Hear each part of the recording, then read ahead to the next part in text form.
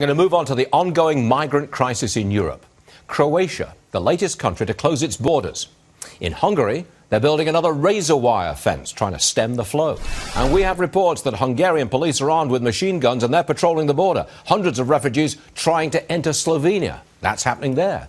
Authorities have stopped rail traffic in Slovenia. They're sending people back to Croatia. Just what a mess. Humanitarian mess, too. Joining us now, former Congressman Ron Paul. Congressman, it's always a pleasure. I've known you for years. Welcome back to the program. Good to see you, sir. Thank you very much. Why do you say that this migrant crisis is America's fault? Sir, before you start, I'll make the case that it is America's fault for allowing the rise of ISIS and for not doing anything about Syria. But you say it goes all the way back to the Gulf War, don't you? I know that's what you're going to say.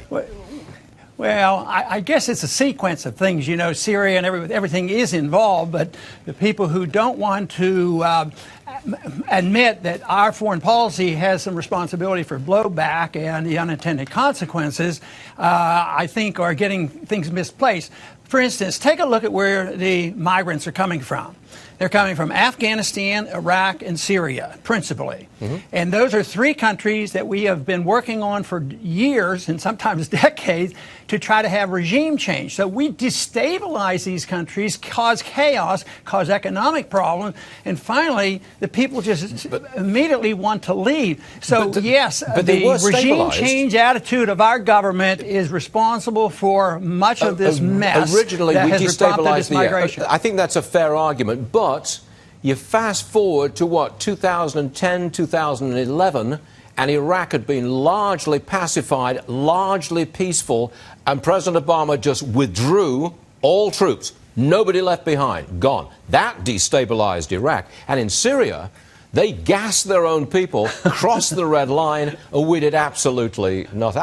Why are you laughing? Seriously, why are you laughing? I consider that an amazing analysis because we go in there in 2003 and we create a war, kill hundreds of thousands of people. We deliver Iraq. It was stable in 11. Let me try to finish that thought.